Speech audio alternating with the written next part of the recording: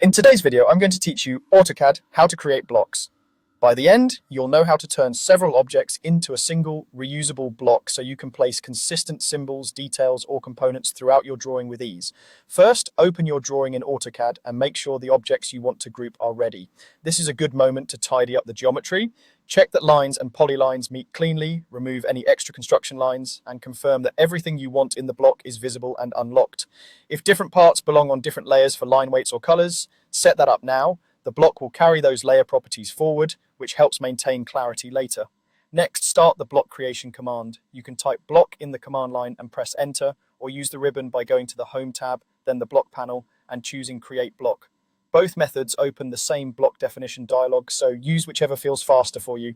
If you're new to typing commands, the ribbon path can be a helpful visual reminder. When the block definition dialog appears, give your block a clear descriptive name. Choose something that tells you exactly what it is at a glance, like a symbol type and size or a detail name. Consistent naming saves time when your block library grows. Avoid confusing duplicates. If a name is already in use, consider adding a brief suffix to differentiate versions.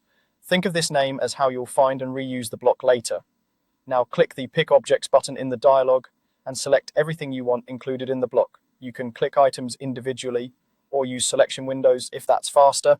Make sure to zoom in to catch small elements like center lines or hatch patterns that should be part of the group. If you accidentally grab something extra, you can remove it before confirming or press escape to cancel and try again. When your selection looks right, press enter to return to the dialog. AutoCAD will base the block definition on exactly what you selected, so it's worth double checking highlights and selection counts for accuracy. You'll see additional options in the dialog, and depending on your setup, some fields may be pre-filled. For now, focus on the essentials you just completed, naming the block and selecting the correct objects. Keeping it simple helps you learn the flow without getting bogged down in settings. That's it. With those actions, you've grouped your objects into a clean, reusable block that streamlines your workflow and ensures consistency across your drawing.